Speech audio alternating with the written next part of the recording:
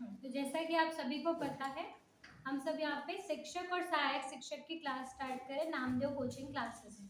तो यहाँ आज से नया बैच शुरू हो चुका है, जो कि एक बैच सुबह होगा और एक बैच शाम को होगा। मैं आप लोग को पेडागोजी इंग्लिश पढ़ाऊंगी और यहाँ पे हर सब्जेक्ट के लिए अलग अलग एक्सपर्ट टीचर्स हैं। तो हम स्टार्ट करने वाले हैं पेडागोजी ऑफ इंग्लिश लैंग्वेज।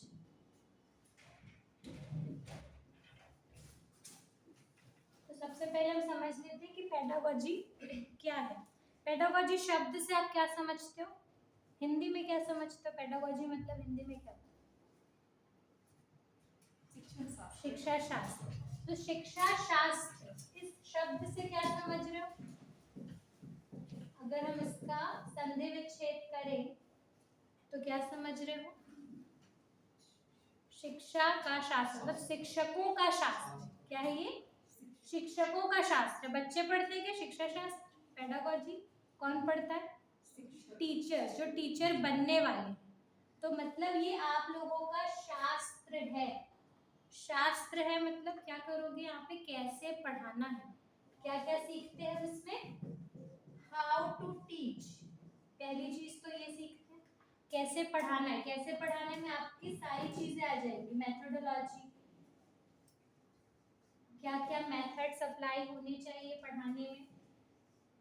फिर पढ़ाने के बाद आप क्या करते हो, बच्चों का असेसमेंट लेते हैं। क्यों लेते हैं असेसमेंट? असेसमेंट क्यों जरूरी है? टेस्ट या असेसमेंट या मूल्यांकन, इससे पता चलता है बच्चों में क्या इम्प्रूव हुआ है, एनालाइज करने के लिए कि जो आपने मेथड लगाया, जो भी टीचिंग स्ट्रेटेजी आपने अप्लाई की, वो कितना काम की, बच्चे कितना सीख पाए।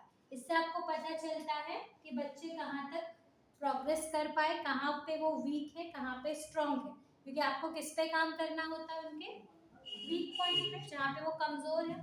तो असेसमेंट से पता चलता है उनकी कमजोरी, कि कहाँ पे उनको लर्निंग डिसऑर्डर फेस करना पड़ रहा है, मतलब कहाँ पे वो पीछे है। डिसऑर्डर मतलब समझते हो ना, क्या होता है डिसऑर्डर? मतलब अक्षमता है ना, जहाँ पे वो पीछे। लर्निंग डिसऑर्डर समझने के बाद हम क्या करेंगे, जिस बच्चे में जो कमी है उसको ठीक करेंगे। और ठीक करने के लिए हम क्या करते हैं, कौन सी टीचिंग देते हैं? Remedial teaching. रेमेडी मतलब क्या होता है? उपचार, ठीक है, इलाज। तो हम क्या करते हैं, जहाँ पे जो बच्चे पीछे है जिस जगह पे, उस जगह पे हमको काम करना है, उनको उपचार देना है। रेमेडियल टीचिंग में हम वो सीखते हैं कि कैसे, इसको हम क्या कह सकते हैं, एक्स्ट्रा क्लास।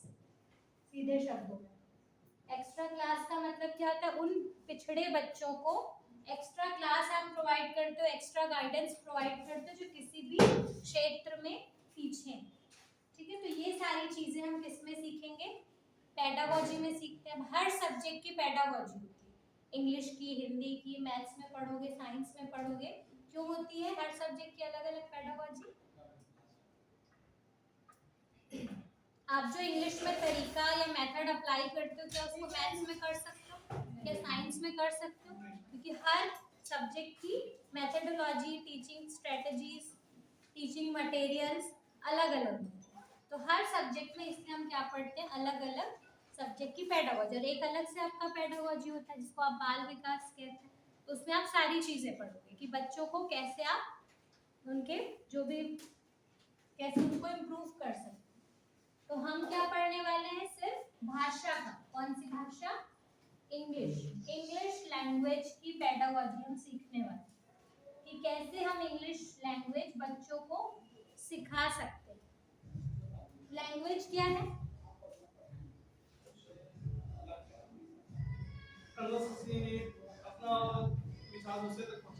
एक माध्यम, माध्यम। Language is a medium of communication, जिससे आप क्या कर सकते हो, जिसका प्रयोग करके आप अपने आइडियाज, अपने थॉट्स, अपनी फीलिंग्स को एक्सप्रेस करते हैं। तो हम इसमें यही सीखेंगे कि कैसे हम बच्चों को इंग्लिश लैंग्वेज, या हिंदी में भी, जैसे हिंदी में आप सीखते हो वैसे इंग्लिश में भी सीखोगे, तो कैसे भाषा का विकास बच्चों में हम कर सकते हैं, ये हम सीखेंगे पेडागोजी ऑफ इंग्लिश लैंग्वेज में। तो सबसे पहले हम समझ लेते हैं लैंग्वेज क्या है। अब दो तरह से आप अपनी बात एक्सप्रेस करते हो, वर्बल तरीके से और नॉन वर्बल। क्या है वर्बल और नॉन वर्बल? वर्बल कम्युनिकेशन, वो तरीके से आप कम्युनिकेट करते हो, और दूसरा होता है नॉन वर्बल। क्या समझ रहे हो वर्बल और नॉन वर्बल शब्द से? वर्बल मतलब क्या? बोलकर, बोलने के लिए हमको किसकी जरूरत पड़ती है? साउंड की, है ना? जहाँ पे हमको किसकी जरूरत पड़ती है? Speech sound. और non verbal communication sign language, जहाँ पे आप क्या करते हो? नॉन वर्बल में बोलते नहीं हम, साइन लैंग्वेज, जैसे ट्रैफिक सिग्नल आप देख के समझते हो, या बॉडी लैंग्वेज, सिर हिलाना, या कोई भी चीज जो बोल नहीं पाते वो लोग क्या करते हैं? नॉन वर्बल कम्युनिकेशन करते हैं बॉडी पोस्चर से। तो हम क्या सीखने वाले हैं? Verbal communication. Pedagogy of English language में हम क्या सीखेंगे? वर्बल कम्युनिकेशन कैसे करते हैं, जो किससे मिलके बना होता है? स्पीच साउंड से। भाषा की सबसे छोटी इकाई क्या होती? भाषा की शुरुआत किससे होती? स्पीच साउंड, जिसको हम क्या कहते हैं? हिंदी में अक्षर कहते हैं, इंग्लिश में क्या कहते हैं? लेटर्स, है ना? अक्षर या वर्ण। सबसे पहले क्या होगा? वर्ण होंगे, अक्षर होंगे, इनके कॉम्बिनेशन से फिर क्या बनते हैं? वर्ड्स बनते हैं। शब्दों के कॉम्बिनेशन से क्या बनते हैं? सेंटेंस बनाते हो आप। जब हम शब्दों को जोड़ते हैं तो क्या बनते हैं? वाक्य बनते हैं। तो इसको जब हम इंग्लिश में भाषा में पढ़ेंगे पेडागोजी, तो हम इसको वर्ड्स या सेंटेंस नाम नहीं देंगे, लेटर्स नाम नहीं देंगे। लेटर्स को हम क्या कहेंगे? साउंड कहेंगे। वर्ड्स को क्या कहेंगे? मॉर्फीम कहेंगे। ठीक है, वर्ड्स वैसे मॉर्फीम और वर्ड में एक माइनर डिफरेंस होता है। लेटर्स के कॉम्बिनेशन से मॉर्फीम बनते हैं, और मॉर्फीम से फिर वर्ड बनते हैं। मॉर्फीम और वर्ड में क्या डिफरेंस है? वर्ड हम किसको, जैसे हमने लिखा कैट, क्या है ये? अच्छा, कंप्यूटर लिखो। हमने लिखा कंप्यूटर, क्या है ये? वाक्य है। वर्ड शब्द है ना, एक शब्द है, इसको वाक्य कहेंगे क्या? वाक्य क्या होता है? शब्दों का ऐसा समूह जिससे हम कंप्लीट अर्थ निकाल सके। अगर हम इसके आगे पीछे कुछ और लिख दें, कंप्यूटर इज माय होम, ऐसा कुछ लिख दो, ये तो हो गया शब्दों का समूह। क्या इसको हम वाक्य कहेंगे? क्यों नहीं कहेंगे? क्योंकि कोई अर्थ नहीं निकल रहा। Computer is my home, computer मेरा घर है। बोल भी सकते हो ऐसा शब्द, ऐसे वाक्य भी, कि कंप्यूटर ही मेरा घर है। जो कंप्यूटर में घुसा रहता है वो बोल सकता है, ठीक है। लेकिन ऐसे शब्दों का ऐसा समूह जो एक सार्थक अर्थ देगा, उसी को हम वाक्य कहेंगे। तो ये क्या हो गया? एक वर्ड हो गया। इसको हम मॉर्फीम कह सकते हैं क्या? कह सकते हैं, ठीक है। अब अगर हम इसमें लिखें कंप्यूटराइजेशन, हमने यहाँ पे क्या जोड़ दिया? आइज एक जोड़ा। एक आइज क्या है? प्रीफिक्स, सफिक्स है, उपसर्ग। और एक क्या जोड़े? एशन, ये भी क्या है? उपसर्ग है। तो ये जो हमने उपसर्ग जोड़ा, इसको हम शब्द कहेंगे क्या? एशन को शब्द कहेंगे क्या? आइज को शब्द कहेंगे क्या? लेकिन इसको मॉर्फीम कहेंगे। मॉर्फीम क्या है? हाँ, एशन जो कि उपसर्ग है, दोनों को, आइज भी है और ये भी। जितने भी हम उपसर्ग और प्रत्यय ये यूज करते हैं, सॉरी ये प्रत्यय है, जितने भी उपसर्ग और प्रत्यय हम यूज करते हैं, सफिक्स और प्रीफिक्स, वो शब्द होते हैं क्या? जैसे आपने कहा काइंड, और काइंड के आगे हमने क्या जोड़ दिया? अन। तो ये अन क्या कोई शब्द है? क्या है? प्रीफिक्स है, ठीक है। तो जितने भी प्रीफिक्स और सफिक्स हैं वो सभी भी मॉर्फीम है, और हम इस वर्ड को भी क्या कह सकते हैं? मॉर्फीम कह सकते हैं। मतलब मॉर्फीम शब्द भी हो सकता है, और उस शब्द के आगे पीछे जो हम सफिक्स या प्रीफिक्स लगाते हैं वो भी क्या हो सकता है, मॉर्फीम हो सकता है। लेकिन सफिक्स या प्रीफिक्स को हम क्या नहीं कहेंगे, क्या नहीं कहेंगे, शब्द नहीं कहेंगे, वर्ड नहीं कहेंगे। मैम मॉर्फिम की मीनिंग क्या है? हिंदी में, वो समझ में नहीं आया हिंदी ना, में बाकी तो समझ मॉर्फीम में को आया क्या है। कहेंगे, पता है किसी को हिंदी में मॉर्फीम को क्या कहते हैं? चेक कर लेते हैं।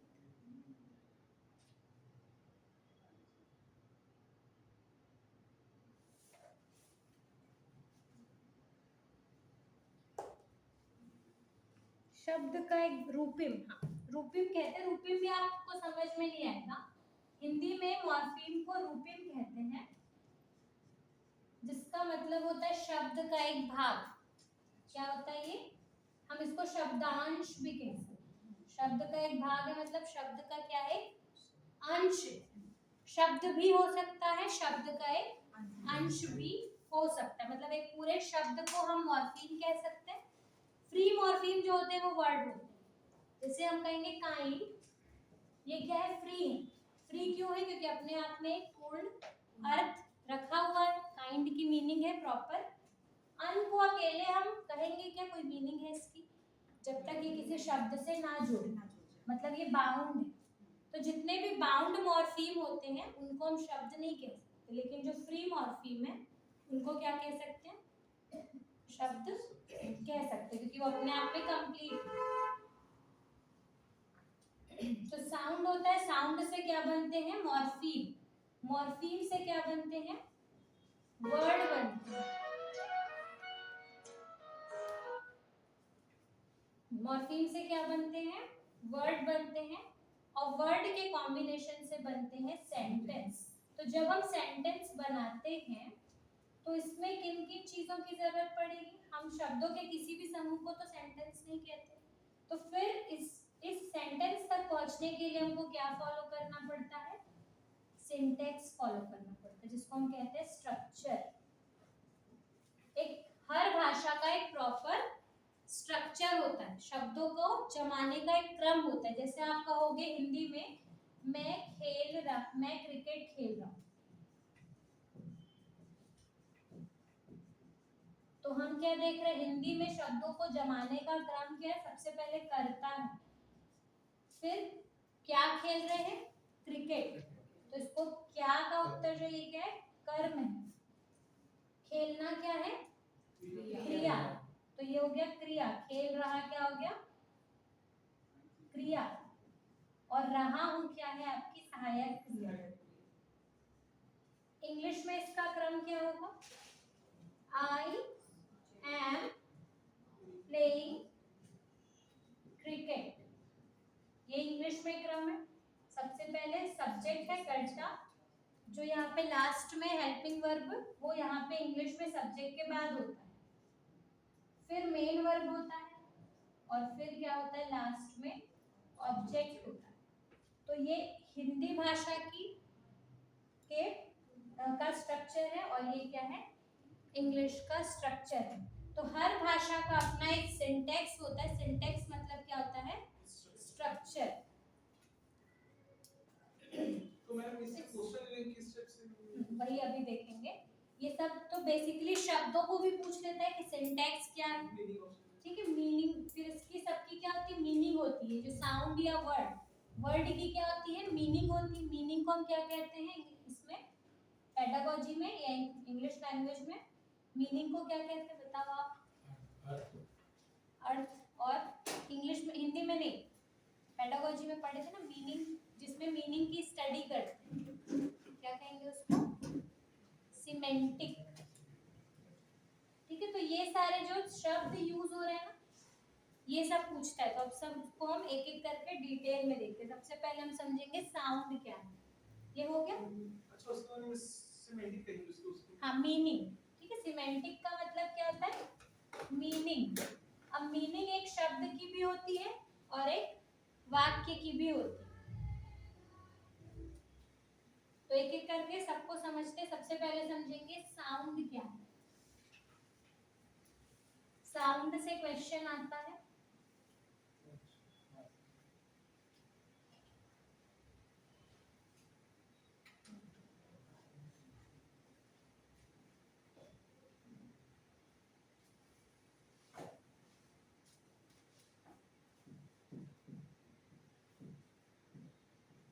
साउंड क्या है? साउंड हिंदी में भी पढ़ते हैं ना साउंड, ध्वनि। ठीक है, साउंड मतलब क्या होता है? ध्वनि। हम हिंदी में कितने प्रकार की ध्वनि पढ़ते हैं? हिंदी में कितने प्रकार की ध्वनि पढ़ते हैं? वोवेल और कॉन्सोनेंट, स्वर और व्यंजन। जैसे इंग्लिश में भी होते हैं। टोटल साउंड हिंदी में कितने हैं? 52। इंग्लिश में कितने हैं? 26। बहुत सही। कैंसिल की क्या सर आप? जोड़ा 26 और हिंदी में 52। पूरे आ से लेके ज्ञानी तक 52 होता है। और हिंदी में सॉरी इंग्लिश में 26। अच्छा, जैसे हमको कहना हो च भी तो एक साउंड है, तो इसको कैसे लिखेंगे? इंग्लिश में CH। तो आप लोग बोल रहे हो 26 साउंड होते हैं, तो उन 26 साउंड में कहीं पे भी च के लिए जगह थी क्या? ह के लिए जगह है क्या? नहीं है। तो हमको दो लेटर्स को कंबाइन करके बनाना पड़ रहा है, लेकिन उस शब्द तो है, वो तो है ना, ध्वनि तो है ना। तो लेटर्स 26 होते हैं, लेकिन ध्वनियां टोटल कितनी होती है? इंग्लिश में उतने हर ध्वनि के लिए अलग अलग इंडिविजुअल साइन नहीं है। टोटल कितने साइन है? 26 क्या है? साइन है, जिसको हम कहेंगे लेटर्स। लेटर्स को हम क्या कहते हैं? साइन, चिन्ह है। जैसे हमको अ बोलना है, तो अ के लिए हम कौन सा चिन्ह लेते हैं? ए लेते हैं। लेकिन अगर हमको थ बोलना होगा तो एक तो चिन्ह तो नहीं है हमारे पास, टी और एच को मिलाना पड़ेगा, लेकिन थ साउंड तो उच्चारण तो करते हैं ना। तो इस तरह से 26 साइन को मिला के हमारे पास साउंड टोटल कितने होते हैं? इंग्लिश में 44 साउंड होते हैं, जिसमें से हिंदी में वॉवेल कितने हैं? स्वर 5 हिंदी में 11 स्वर। और बचे कितने? 33 क्या है?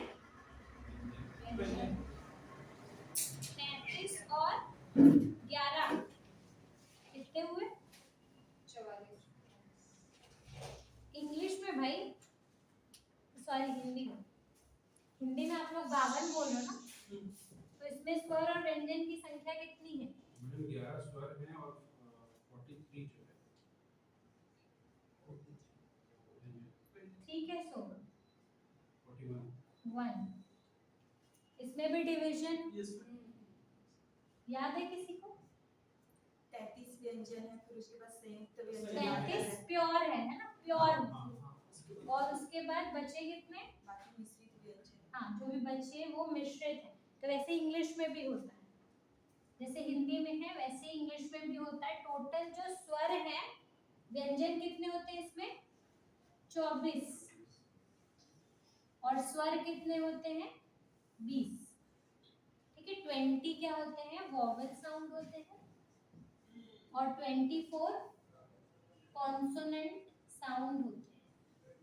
जब हम साउंड की बात करेंगे, लेटर्स नहीं, ध्वनि अलग चीज है और लेटर्स या साइन अलग चीज है।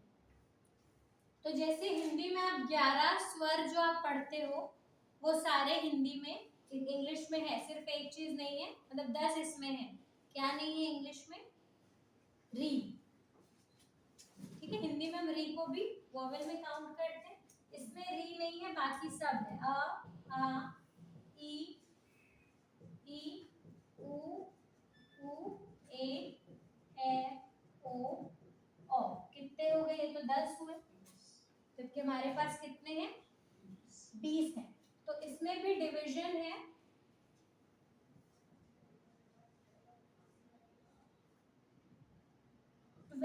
आपके होते हैं प्योर, जैसे हिंदी में पढ़ रहे हो, कितने? 33 क्या होते हैं? क्या चीज? हाँ, हाँ, इंग्लिश में टोटल साउंड 44 होते हैं, दोनों को मिला के, वॉवेल और कॉन्सोनेंट दोनों को मिला के 44 होते हैं, जिसमें कॉन्सोनेंट जो आपके व्यंजन 24 है और स्वर कितने हैं, 20 हैं। जैसे हिंदी में 33 क्या होते हैं, प्योर वॉवेल होते हैं, वैसे इंग्लिश में कितने टोटल होते हैं प्योर वॉवेल, 12, और मिश्र कितने होते हैं, 8 क्या होते हैं मिश्र, जिसको हम कहते हैं वॉवेल ग्लाइड। ग्लाइड का मतलब क्या होता है, वैसे फिसलना, फिसलना कहने का मतलब क्या होता है, यहाँ पे एक साउंड से दूसरे साउंड में जंप करना। जैसे आप कहोगे काउ, क्या कहोगे, काउ, तो यहाँ पे क बोलने के बाद आप क्या बोल रहे हो, आ और उ। क कहा आपने, क जो कि कॉन्सोनेंट साउंड है, उसके बाद क्या कहा आपने, आ उ, काउ। तो आ के बाद किस में जंप हुआ, ऊ में, दोनों वॉवेल साउंड है। तो ऐसे टोटल कितने होते हैं, 8। जो प्योर वॉवेल होते हैं इनको कहते हैं मोनो। मोनो मतलब क्या होता है, सिंगल, है ना, जो अकेले, मोनोफथॉर्म। तो नीचे वाले दोनों को नहीं, ये हाँ, ये सभी क्या है, मोनोफथॉर्म है। ये इसके अलावा 2 और है, क्योंकि 12 है टोटल, बता रहे 2 और कौन है। और ये जो वॉवेल ग्लाइड है, जिस जो 2 वॉवेल का कॉम्बिनेशन है, इसको कहते हैं डिफ्थॉर्म। डाई मतलब क्या होता है, 2, डिफ्थॉर्म। तो डिफ्थॉर्म क्यों कह रहे हैं, क्योंकि 2 वॉवेल साउंड का कॉम्बिनेशन, एक वॉवेल से दूसरे में जंप करता है। जैसे आप कहोगे प्ले, क्या पढ़ते हैं इसको, क्या प्रोनाउंस करते हैं, प्ले, प्ले नहीं बोलते इसको, क्या बोलते हैं, प्ले, ए क्या बोलते हैं, मोनोफथॉर्म। प्योर है मतलब एक अकेले, मोनो, मोनो मतलब क्या होता है, सिंगल, मोनो मतलब सिंगल। तो मोनोफथॉर्म क्या हो गए, जो अकेले होते हैं, जैसे ये अ, आ, ई, ऊ, ए, ओ, ये सब सिंगल है। तो जो सिंगल है वो क्या कहलाते हैं, मोनोफथॉर्म। और डाई मतलब होता है 2, जो 2 वॉवेल का कॉम्बिनेशन है उसको कहते हैं डिफ्थॉर्म। तो ये हो गए 10, जबकि हमारे पास इंग्लिश में कितने हैं, 12। जैसे ये क्या लिख रहा है, प्लेट, आप लोग उसको क्या उच्चारण करते हो, प्लेट, प्ले नहीं होता, क्या होता है, प्लेइंग। ए के बाद ई में जंप करना, playing, playing, I am playing. तो यहाँ ए के बाद किस में जंप किए, ई में, तो ये क्या हो गया, 2 वॉवेल साउंड का कॉम्बिनेशन। तो ऐसे 8 होते हैं। कौन कौन से होते हैं ये नहीं पूछता, बस आपको संख्या याद रखनी है, ठीक है। अब 12 प्योर वॉवेल कौन कौन से होते हैं, 10 तो ये हो गए जो आप हिंदी में पढ़ते हो। इंग्लिश में आर साइलेंट होता है, क्या लिखा है ये, हाँ, बर्ड, है ना, आर साइलेंट है। आर का उच्चारण कब करते हैं, आर का उच्चारण कब करते हैं, यदि आर के बाद कोई वॉवेल साउंड है। अगर आर के बाद डायरेक्ट कॉन्सोनेंट है तो उसका उच्चारण नहीं होता, ठीक है। जैसे कार्ड, आर के बाद डायरेक्ट कॉन्सोनेंट है, तो जहां पे आर का उच्चारण नहीं होता, आर साइलेंट होता है, वहां पे हम आ को क्या करते हैं, खींचते हैं, बर्ड, बर्ड ऐसा बोलते हैं, बर्ड, बर्ड, आ को खींचते हैं। हिंदी में ऐसा साउंड होता है क्या, हिंदी में नहीं है हमारे पास, इंग्लिश में है। आ का लंबा उच्चारण मतलब खींचना है आ को, जहाँ पे आर साइलेंट होता है, जिसको इंग्लिश में ऐसे दर्शाते हैं। जब फोनेटिक्स पढ़ते हैं आपको उसकी जरूरत नहीं है, ये इसका साइन होता है। जैसे वर्ड को लिखना है तो इंग्लिश में कैसे लिखेंगे, ऐसे लिखेंगे, ठीक है। फोनेटिक्स में एक साउंड होता है अ, जैसे हमको कमल लिखना है तो इसको इंग्लिश में कैसे लिखते हैं, स्पेलिंग क्या होगी, KAMAL। अगर हमको लिखना है कमाल तो क्या स्पेलिंग होगी, तब भी यही लिखेंगे। अगर हमको लिखना है कामाल तो भी ये स्पेलिंग लिखेंगे। तो इंग्लिश में यही दिक्कत है, साइंटिफिक नहीं है। साइंटिफिक इंग्लिश हम किस में पढ़ते हैं, जब फोनेटिक्स पढ़ते हैं। फोनेटिक्स में कमल को अलग लिखेंगे, कमाल को अलग लिखेंगे, कामाल को अलग लिखेंगे। जैसे कमल कैसे लिखेंगे, क म ल, कैसे लिखेंगे? क माल। और कामाल कैसे लिखेंगे? का माल। मतलब ये कामाल लिखा है फोनेटिक्स के अकॉर्डिंग। तो जो जिस साउंड का हम उच्चारण नहीं करते, पूरा क का उच्चारण करने के लिए बीच में ये वाला साइन लगाते हैं अ। ये क्या है? अ, जिसको पूरा पूरा उच्चारित नहीं करते। समझ लो ये आपका हिंदी में हम जब किसी भी वर्ण को वर्ण बोलते हैं, वर्ण और अक्षर में अक्षर पूरा होता है, वर्ण आधा होता है, तो ये वर्ण है। तो जब हम वर्ण का यूज करते हैं तब ये वाला साइन लगाते हैं जब पूरा बोलना हो। जब हमको एक अक्षर का प्रयोग करना होता है तब बीच में क्या लगाते हैं? ये साइन लगाते हैं। लेकिन इसी अक्षर में जब हमको आ की मात्रा लगानी होती है तब ए लिखते हैं। ठीक है, तो एक साउंड क्या हो गया?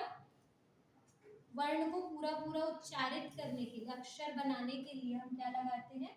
ये वाला जो साइन लगाते हैं। मतलब ये भी एक साउंड हुआ। तो टोटल कितने हो गए? अब हो गए 12 प्योर हो गए, और 8 क्या हो गए? ग्लाइड्स। वोवेल ग्लाइड्स मतलब डिप्थॉन्ग। तो आपको संख्या याद रखना है। अब याद हो गया टोटल कितनी ध्वनियां होती, साउंड कितने होते हैं? 44, जिसमें से कॉन्सोनेंट कितने होते हैं?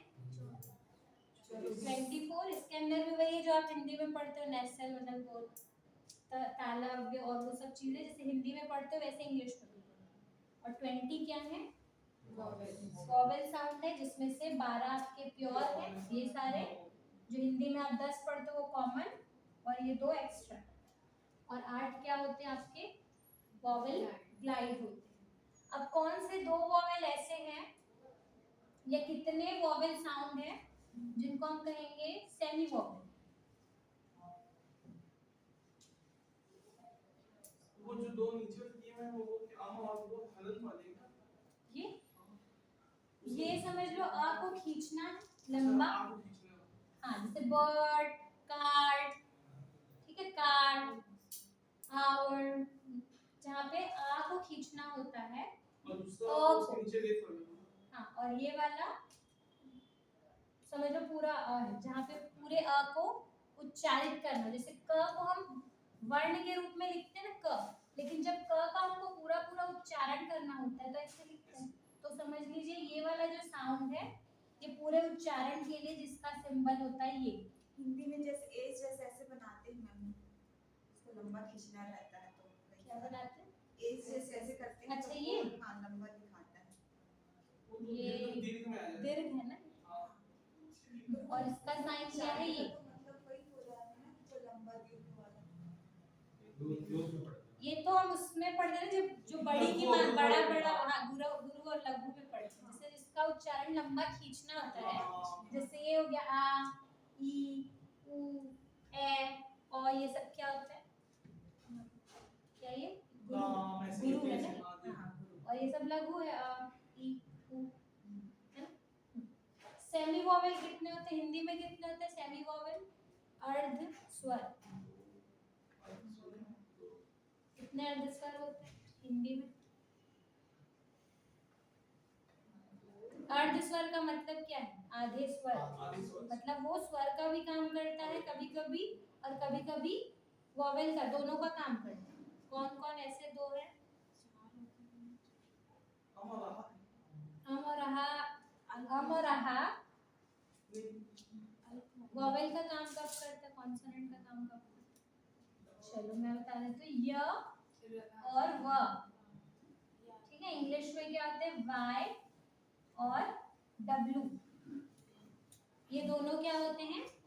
सेमी वोवेल होते हैं, अर्ध स्वर, क्योंकि ये स्वर का भी काम करते हैं और व्यंजन का भी काम करते हैं। जैसे आप अभी काव लिखे थे, यहाँ पे काव बोलते हैं क्या? काव क्या बोलते हैं? ऊ बोलते हैं। ऊ क्या है? वोवेल साउंड है। जैसे हमको कहना है ब्यूटी, तो वाई आया जो किसका काम कर रहा है? क में ई की मात्रा, ब्यूटी ई की मात्रा का काम कर रहा है। फ्लाई कहना है तो ये किसका किसका काम कर रहा है? ई का काम कर रहा है। अगर आपको कहना है क्रो, तो ये किसका काम कर रहा है? डब्लू। ओ का काम कर रहा है। तो ये क्या होते हैं? सेमी वॉवेल, जो कहीं कहीं पे वॉवेल का काम करते हैं, और यही लोग कॉन्सोनेंट का काम कैसे करेंगे जैसे हमको कहना है यस, तो वाई अभी किसका काम कर रहा है? य का उच्चारण आ रहा है जो कि कॉन्सोनेंट है। अगर हमको कहना है वंडरफुल, तो डब्ल्यू का उच्चारण क्या हो रहा है? व। तो जब य और वाई और डब्ल्यू का उच्चारण य और व के रूप में होता है, तब हम उसको कॉन्सोनेंट कहते हैं। हमको कहना है गांव, गांव कहते हैं। लिखा भले वह होता है लेकिन उच्चारण क्या होता है उसका? ओ का, गांव। जैसे हमको कहना है गाय, गाय ये बोलते क्या? गाय। यह का उच्चारण करते हैं क्या बोलते हैं? गाय ए। तो जहाँ पे यह होता है उसको ए का उच्चारण करते हैं, जहाँ वह होता है वहाँ पे ओ का उच्चारण करते हैं। तो लिखा वह और यह है, लेकिन जहाँ पे इनका उच्चारण ओ और ए के रूप में होता है वहाँ पे ये वॉवेल का काम करते हैं। तो ये जो है य और व हिंदी में, और इंग्लिश में वाई और डब्ल्यू, ये दोनों क्या होते हैं? तो मैम जैसे क्वेश्चन पूछ रहे थे इसी टाइप से संख्या, इसमें से संख्या पूछता है बस, ठीक है? कितने सेमी वॉवेल है तो आपको पता होना चाहिए कितने हैं। जैसे ऑप्शन दे दिया 3-4 उसमें से लेने, हाँ, इसमें से चुनना। है नहीं है, हाँ, तो ये सब क्वेश्चन पता कैसे? लगेगा। संख्या पूछता है, या कौन है कौन नहीं ये पूछता है। तो आपको ये याद रखना है कि दो सेमी वॉवेल कौन कौन से, हिंदी में भी पूछ सकता है कि हिंदी में दो अर्ध स्वर कौन कौन से, तो क्या बताओगे? य और व है। और ऐसे इसमें से डिटेल ये सब नहीं पूछता। और क्या पूछ सकता है इसमें से? कॉन्सोनेंट से पूछता है कुछ, कॉन्सोनेंट से कुछ बेसिक याद रख लो। जैसे नेसल साउंड कौन कौन से होते हैं जो नाक से आते हैं? म, न और अंगा, तीन होते हैं। एम, एन और अंगा के लिए कैसा सिंबल होता है?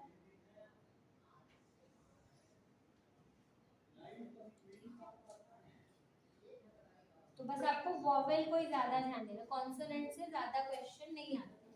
तो वॉवेल के अंदर ही अब हम, ये हो गया आपका, हो गया।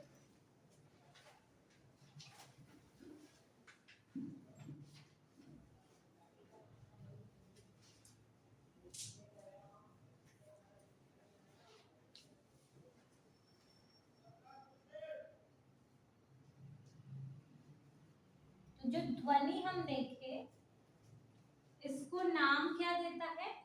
जब आपके एग्जाम में पूछता है तो वॉवेल कॉन्सोनेंट नहीं बोलता, क्या बोलता है? या तो साउंड बोलता है या तो फोनीम।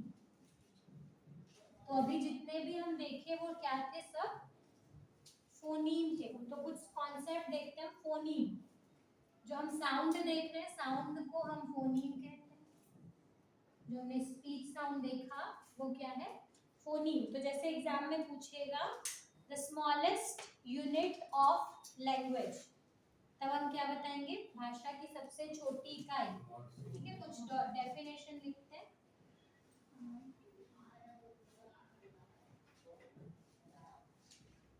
फोनीम क्या है? स्मॉलेस्ट यूनिट ऑफ लैंग्वेज, भाषा की सबसे छोटी इकाई क्या है? फोनीम। साउंड को ही हम क्या कहते हैं? फोनीम कहते हैं। साइन कहते हैं, क्या क्या कहते हैं फोनीम को? Sound, sign, letter. ठीक है, कुछ भी कह सकते हैं लेटर, लेकिन हमारे एग्जाम में फोनीम पूछता है। तो टोटल फोनीम पूछेगा कितने हैं? जो हम साउंड देखे वही फोनीम। तो अगर फोनीम पूछता है तो भी हम क्या बोलेंगे? Total 44 phoneme. Smallest meaningful unit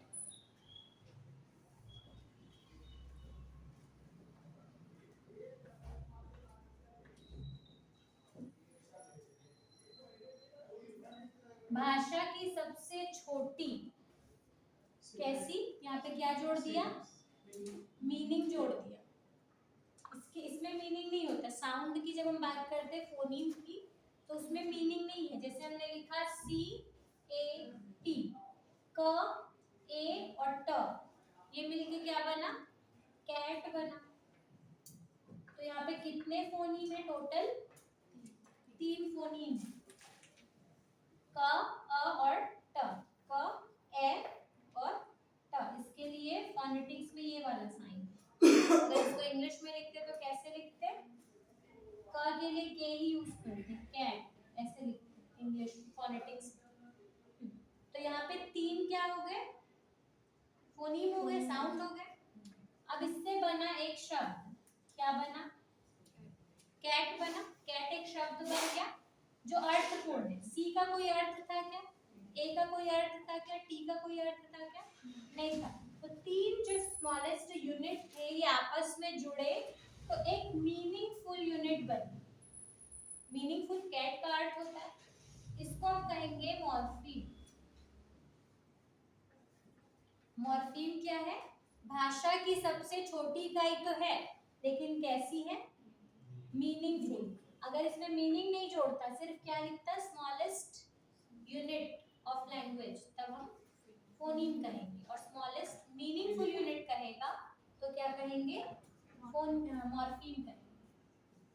अब ये दोनों मिलके क्या बना लिए? एक शब्द बना। फोनीम कितने हैं यहाँ पे? 3 है। मॉर्फीम कितना है? 1 है। अब ये दोनों की कोई मीनिंग होगी, मतलब ये जो अक्षर बन गया, जो शब्द बन गया, जरूर इसकी कोई मीनिंग होगी। क्या मीनिंग है? CAT, cat. कैट की मीनिंग क्या होती है? बिल्ली। तो बिल्ली तो हम दूसरी भाषा में सीखी, मतलब हमने इंग्लिश में कैट समझा और कैट को हमने हिंदी में कह दिया कि वो बिल्ली है। लेकिन जब हम उसी भाषा को सीख रहे होते तब हमारे लिए बिल्ली का मतलब क्या? बिल्ली में भी हमने क्या किया? मॉर्फीम को जोड़ के एक शब्द बनाए, बिल्ली। बिल्ली क्या है? हमको पता है बिल्ली क्या है? एक ऐसा दिखने वाला जानवर, उसका चित्र सामने आएगा। ठीक है, बिल्ली का चित्र सामने आएगा, मतलब वो किसी न किसी चीज को बता रहा है।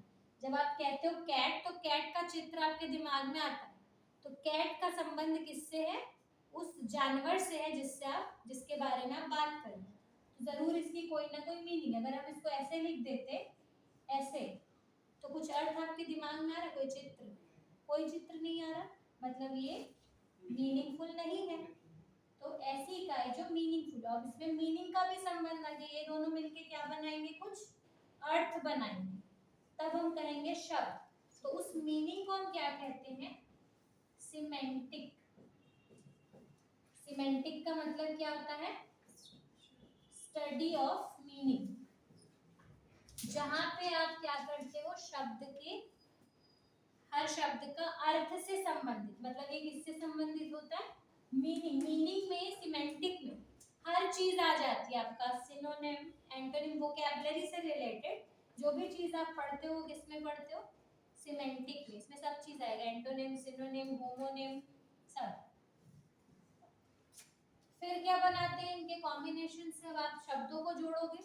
शब्दों को जोड़ के आप, हाँ, शब्दों को जोड़ने के लिए किसकी जरूरत पड़ेगी आपको? सिंटैक्स की। सिंटैक्स क्या होता है? Structure. Structure of a language. एक भाषा के स्ट्रक्चर को ही क्या कहते हैं? सिंटैक्स कहते हैं।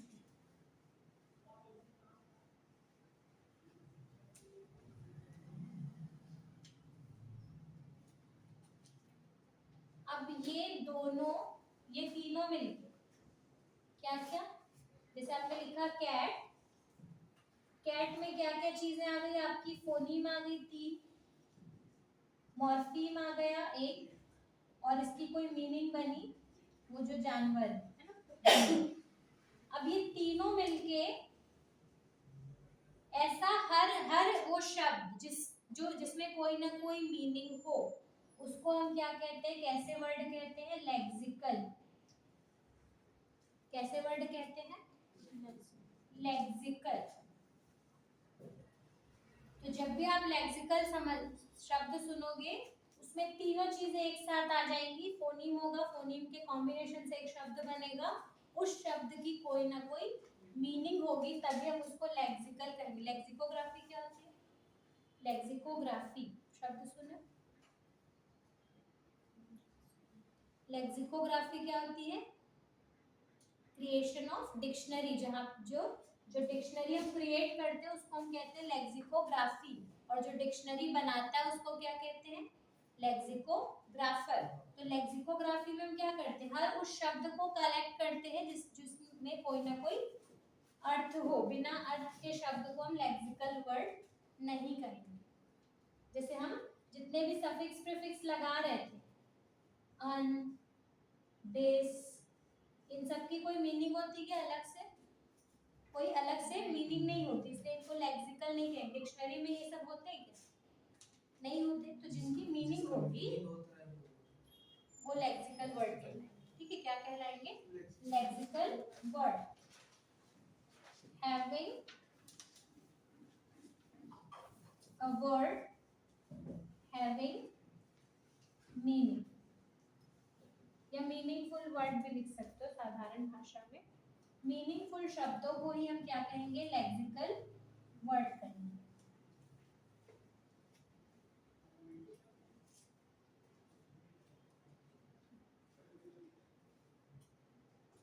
हो गया ये? अब इन्हीं से बनती है जिसकी स्टडी हम जिसमें करते हैं। ठीक है, हम अभी क्या पढ़ रहे हैं? कुछ टर्म्स पढ़ रहे हैं, टर्मिनोलॉजी, जो एग्जाम में पूछता है। डेफिनेशन डायरेक्ट पूछ लेता है कि मॉर्फीम क्या है, फोनीम क्या है। तो फोनीम क्या है, क्या बताओगे? क्या है फोनीम? मीनिंगफुल नहीं, स्मॉलेस्ट यूनिट ऑफ लैंग्वेज। अगर मीनिंगफुल जोड़ देता है तो बहुत ध्यान से पढ़ना, उस समय कंफ्यूज करने के लिए आया था क्वेश्चन, इसी में मीनिंगफुल लिख दिया था। स्मॉलेस्ट मीनिंगफुल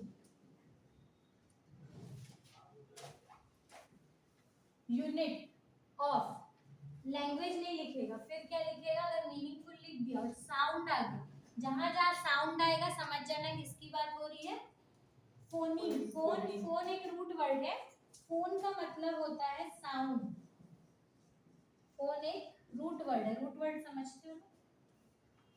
रूट वर्ड मूल शब्द क्या होते हैं? मूल शब्द क्या होते हैं? ऐसे शब्द जिनको और नहीं तोड़ा जा सकता, और उसके आगे पीछे सफिक्स प्रीफिक्स लगा के नए नए शब्द बनाते हैं। जैसे हम फोन है रूट वर्ड, इसके आगे पीछे कुछ भी लगा सकते हैं। टेलीफोन लगा देते हैं। टेली मतलब क्या होता है? दूर। ठीक है, दूरभाष। तो यहाँ पे क्या हो गया? फोन का संबंध किससे होता है? साउंड से। तो अगर यहाँ पे मीनिंगफुल भले लिख दिया, लेकिन क्या बोला? साउंड की।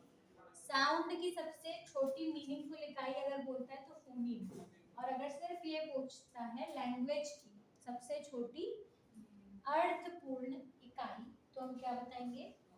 मॉर्फीम। स्टडी ऑफ मीनिंग, जहाँ पे मीनिंग का संबंध किससे होता है? सिमेंटिक से होता है। स्ट्रक्चर का संबंध किससे होता है? सिंटैक्स से होता है।